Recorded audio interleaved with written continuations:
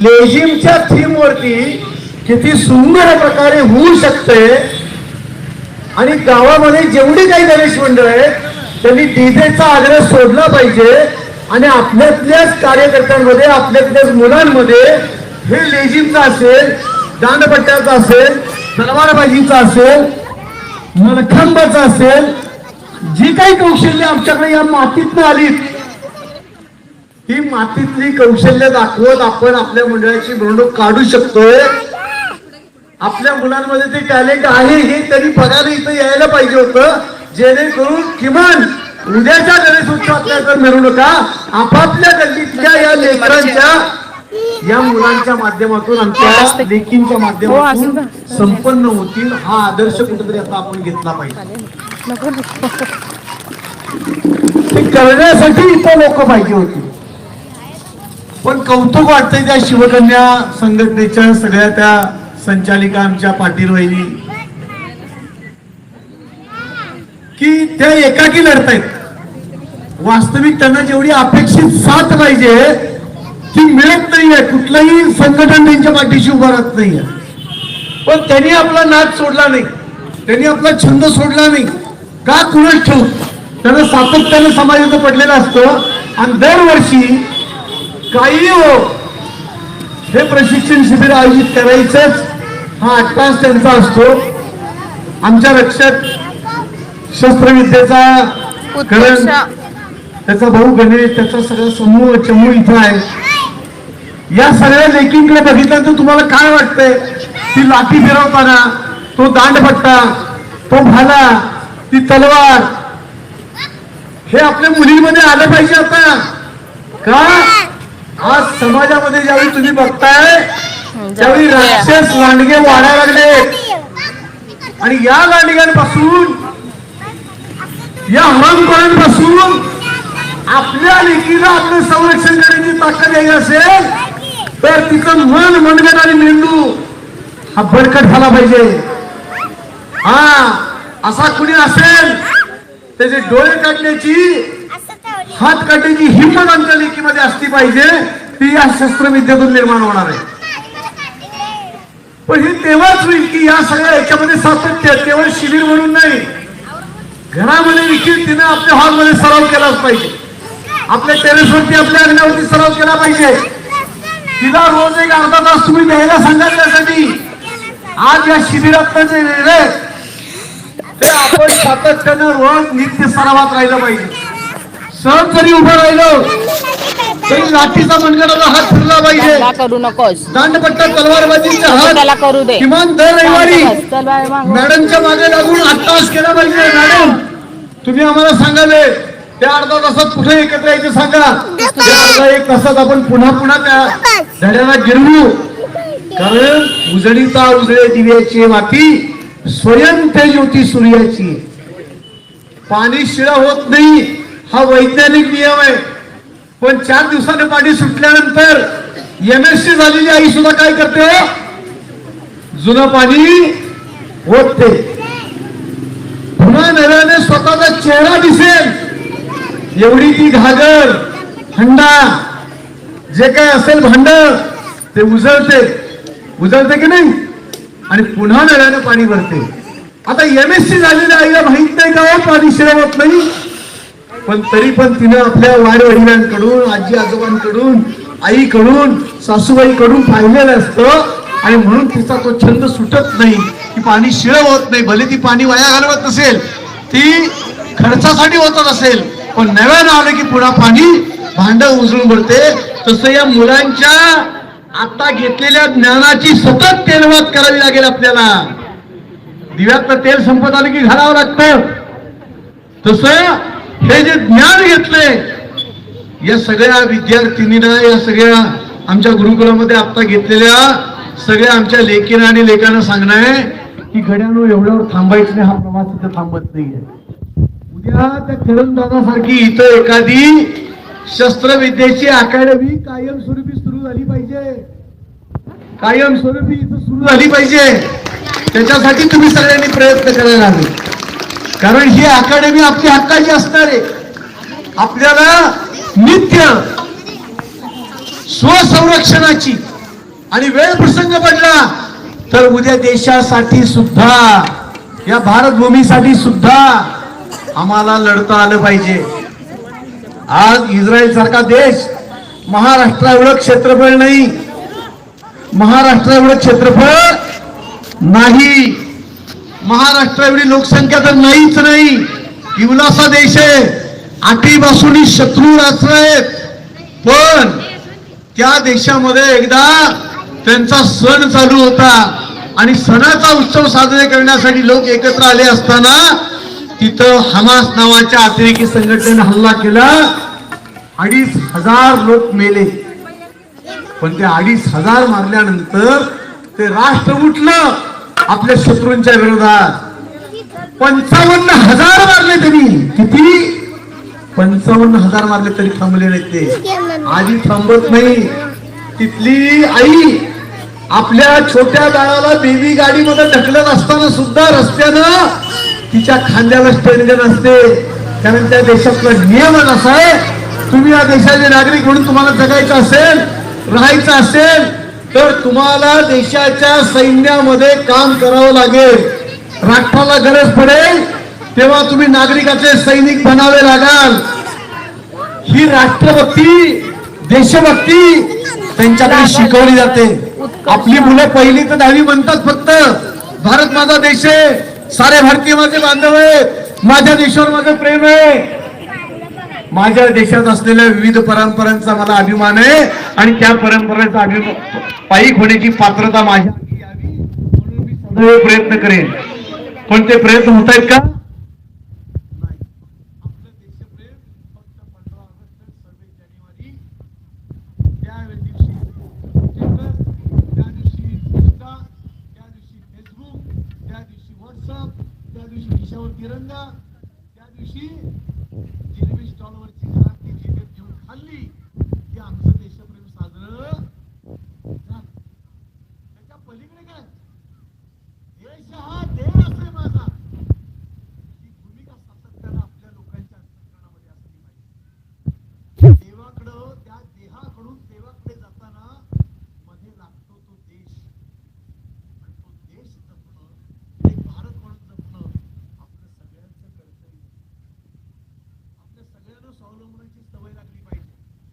आज जी पहाटे 5 उठायची सवय लागली होती ती कायम ठेवायची का? नक्की का? हा, यानं काय होईल एक लक्षात घ्या. आता संत वाङ्मय आधुनिक पुस्तक आली, तुमच्याकडे आधुनिक धडे आले, पण लवकर निजे आणि लवकर उठे हे उत्तम आरोग्याचा पहिला महामंत्र आहे. लवकर झोपलं पाहिजे आणि लवकर सूर्य उगवण्याच्या आत उठलं पाहिजे. आता श्यामची आई कुणी दाखवतच नाही. मुलांना मारलं, शाळेत शिक्षकांनी शिक्षा केली की पालक शाळेमध्ये जातात. आम्ही आमच्या लेकराला 4 बोटं लावली नाही, तुम्ही का मारलं? पण मला सांगा, श्यामच्या आईमध्ये गाणं होतं, छडी लागे छमछम विद्या येई गमगम. पण तुम्हाला शिक्षा नाही चालत, कायद्याने शिक्षकांचे हात बांधले गेले. कसं होणार? तुम्हाला योग्य वळण लागायचं असेल तर योग्य वेळी शिक्षा सुद्धा मिळायला हवी. कारण त्या शिक्षेचा बोध घ्यायचा असतो आणि आपलं जगणं, आपलं वागणं सुधारायचं असतं आणि स्वतःला शिस्तीमध्ये बांधून घ्यायचं असतं. ही काळाची गरज आहे. म्हणून आजपासून, या क्षणापासून निश्चय करा की मी जे आता या प्रशिक्षण शिबिरात शिकले त्याची मी नित्य करणार आहे, मी नित्य सराव करणार आहे. मी माझ्या येणाऱ्या गणेश उत्सवामध्ये, माझ्या गल्लीमध्ये जे गणेश उत्सव मंडळ असेल तिथं आम्ही आग्रह धरणार आहे. आम्ही सगळे मंडळातले जे काही सदस्य, आपल्या घर कुटुंबातले जे सदस्य आहेत ते सगळे मिळून आमच्या मंडळाची मिरवणूक आमच्याच लेझिमच्या तालावर निघेल. आम्हाला डीजे नको असा आग्रह धरायचा. धरायचा का? धरायचा का डॉल्बीवरती नाचायचंय? डॉल्बीचे दुष्परिणाम विलक्षण आहे. मुलांना ऐकण्याची श्रवणशक्ती कमी झाली, पशु पक्ष्यांचे जीव गेलेत. आज कोल्हापूरमध्ये एखाद्याच्या अस्थि विसर्जनाला जाताना सिद्धेश्वराच्या मंदिरापुढे 2 झाडं होती वडाची, आणि त्या झाडांवरती एवढे कावळे होते की जेवढी संख्या अस्थि विसर्जनाला जाणाऱ्या लोकांची असेल दुप्पट कावळे होते, आज कावळ्यांची प्रतीक्षा करावी लागते कोल्हापूरला. त्याचं कारण काय? की ते तुम्हाला पटणार नाही, मी स्वतः जिवंत उदाहरण आहे त्याचं. मला उजव्या कानाने फोन सुद्धा ऐकू येत नाही, कारण माझ्या घरावरून त्यावेळी 32 डॉल्बी गेले.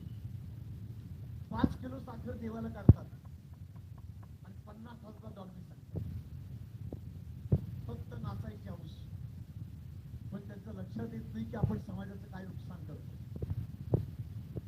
इथून पुढे हा आग्रह आपण धरूया आणि या शिवकन्याच्या ज्या संयोजक आहेत, रक्षक अकॅडमीचे जे संयोजक आहेत, यांना बळ द्यायचं असेल तर तुम्हा सगळ्यांना आज तुम्ही जे शिकलाय ते अन्य सगळ्यांच्या पर्यंत, आपल्या मित्र मैत्रिणींपर्यंत त्याचं पोचेल आणि पुढच्या वर्षी कदाचित अकॅडमीला हे मैदान सुद्धा अपुरं पडेल अशी संख्या आपण जमवली पाहिजे. आपण दरवेळी आग्रह धरला पाहिजे, उन्हाळ्याच्या सुट्टीत सुद्धा आणि दिवाळीच्या सुट्टीत सुद्धा. कारण हा धडा पुन्हा पुन्हा गिरवावा लागतो. एकदा घेतलेलं ज्ञान ते केवळ संचित करून चालत नाही, ते नित्य वापरात आणलं पाहिजे, उपयोगात आणलं पाहिजे. म्हणून आज बघा इथं गर्दी नाहीये, कारण इथं डीजे नाहीये, इथं काही करमणूक नाही. अरे करमणूक नाही, आपल्या लेकींचं ते पदर आदित्य पाहायला हवं होतं. दांडपट्टा तलवारबाजी चालवताना, खेळताना, बघू शकता गावागावामध्ये लोक कलाकार टाचा घासून मेले का तर त्यांच्या कलेला कोणी दाद द्यायला तयार नाही. कोल्हापूरमध्ये सुरुवातीला बैलगाड्यांच्या मिरवणुका निघायच्या, हलगीच्या लेझिमच्या तालावरती निघायच्या आणि त्या हलगीच्या तालावरती ते मुक जनावर म्हणजे ते बैल सुद्धा नाचायची. हे मी डोळ्यानं बघितलेलं साक्षीदार आहे. कारण सगळ्या मिरवणुका पेठ भागात न जातात. आता जनावरं मोडली, जनावरही नाहीयेत, कारण सांभाळ करणारी माणसं झालं. लोक ट्रॅक्टरवर साखर वाजवून काढू लागले, पण त्याची हौस कसली आहे ते आपण पाहतोय. या सगळ्याचे दुष्परिणाम आपण जाणून घेऊया. तुम्ही सगळे विद्यार्थी आहात, विज्ञानाचे विद्यार्थी आहात. या सगळ्यांच्या आपल्या शरीरावरती, आपल्या श्रवणशक्तीवरती, आपल्या झोपेवरती, आपल्या डोळ्यांवरती काय विपरीत परिणाम होतोय, ते सगळे परिणाम तुम्ही स्वतः अनुभवले, ते तुम्ही इतरांना सांगायला लागा. आणि किमान पुढच्या येणाऱ्या गणेश उत्सवामध्ये ज्या ज्या लेखी आमच्या इथे शिकलेत त्या प्रत्येकीनं आपापल्या मंडळातल्या सगळे आपल्या सभोवतालच्या लेखींना एकत्र करून, आता शिवकन्या मॅडमनी 2-3 गीतं घेतली, पण अशी असंख्य गीतं आहेत की ज्या गीतांवरती तुम्ही लेझिमचे हात करू शकाल, डाव खेळू शकाल. एक एक थीम निवडा आणि संपूर्ण आपल्या गणपतीची मिरवणूक होईपर्यंत तेवढी ताकद तुमच्या दिवद्याती सरावानं निर्माण होईल, तो दम निर्माण होईल, तो श्वास ठिकावणं निर्माण होईल. यापुढेही स्वतःचं आरोग्य जपा.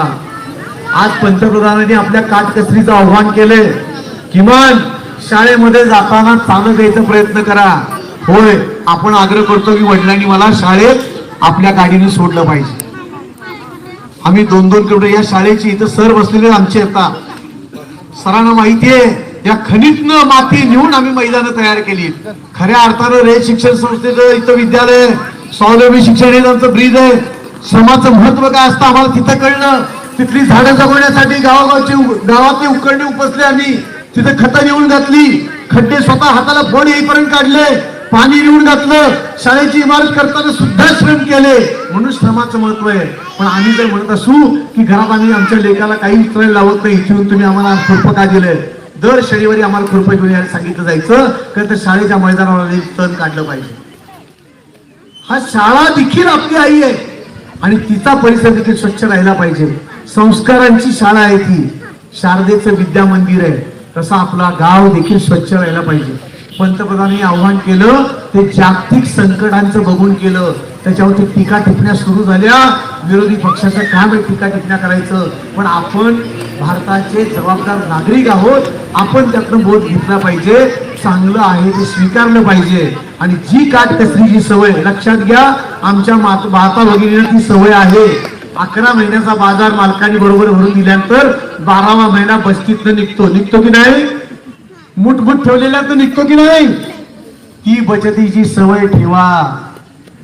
तर येणाऱ्या संकटांना आव्हानांना आपण सामोरे जाऊ शकू, ही ताकद त्यामध्ये आहे. म्हणून पंतप्रधान आपल्याला आव्हान करतायत की डॉलरमध्ये सोन्याचे पैसे दिले जातात, त्यामुळे विदेशी गंगाजळी कमी होते. आणि म्हणून ते सांगतात की सध्या सोन्याचा मोह थोडा आवरा, सोनं थोडं खरेदी कमी करा. तर शहाणे असतात ते म्हणतात आम्ही आमच्या बापाच्या पैशाने घेतो, तुमच्या बाचं काय घेतो. असं म्हणल्यानंतर आपण काही बोलू शकत नाही. पण लक्षात घ्या, या पाठीमागचा अभ्यास लक्षात घेतला पाहिजे. तर विद्यार्थ्यांना माझं आव्हान आहे की जे शिकलाय ते धडे गिरवत राहायचं आहे का? नक्की ना? बर, दुसरी बाब, तुम्ही शिकलात, तुम्ही जे शिकलात ते तुम्ही तुमच्या मित्र मैत्रिणींना शिकवणार की नाही? का काढलेस? का काढलं? आणि पुढच्या वेळी ज्यावेळी प्रशिक्षण वर्ग होईल त्यावेळी तुम्ही किमान तुमच्या डाव्या उजव्या हाताला एक विद्यार्थी इथं घेऊन येणार की नाही? इथं पप्पा कर. नक्की का? मगाशी तुडवून दिलास ना? शिवकन्या मॅडम, तुम्ही लक्षात घ्या. तर माझं असं मत आहे, इथं बघितलेल्या सगळ्या आमच्या माता भगिनींना सुद्धा विनंती आहे, तुम्ही सगळ्यांनी जर ठरवलं तर अशक्य काही नाही. कारण तुम्हाला एकच सांगतो, माता भगिनीने जर मनावर घेतलं तर घराच्या मालकाला बदलावं लागतं.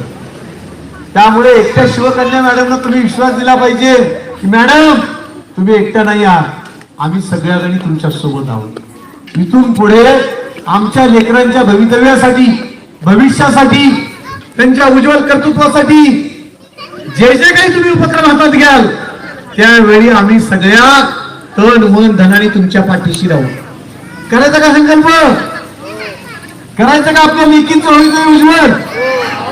हा, शिवकन्या मॅडम लक्षात घ्या, सगळ्यांचा समूह बनवा, त्यांच्याशी सातत्याने संवाद साधा. जे जे कराल त्या सगळ्या जणीला घेऊन तुम्ही करा. हा, तर वेळ खूप झालाय. प्रात्यक्षिकांमध्ये तुम्ही लवकर आलेल्या होतात, तुम्हाला घरी जायचंय. माता भगिनींना पुढच्या सगळ्यांच्या भूकीची पण काळजी असल्यामुळं घरी जाऊन स्वयंपाक बनवायचा, म्हणजे व्यंजन बनवायचे, नाहीतर तिकडनं परत आणखीन काहीतरी सुरू होईल. तसं व्हायला नको. तुम्हा सगळ्यांना हे जे शिबिराचे संयोजक आहेत, आमचा करण दादा त्याच्या सर्व समूहासह आला, ज्याला तेवढा वेळ जेवढा मिळाला तेवढं त्याच्यातलं उत्तम देण्याचा प्रयत्न केला. आता हे कसं आहे माहितीये, ही तपश्चर्या आहे, त्याला वेळ लागतो, तपश्चर्या आहे. पुढच्या वेळी अधिक नेटकं, अधिक शिस्तबद्ध, अधिक वेळ देऊन आणि अधिक समर्पित वृत्तीने ते कसं करता येईल ते नक्की बघा. मॅडम उन्हाळ्याच्या सुट्टीपेक्षा दिवाळीच्या सुट्टीमध्ये जास्त लक्ष दिलं तर फार उत्तम होईल, कारण त्यावेळी जरा थंडी असते.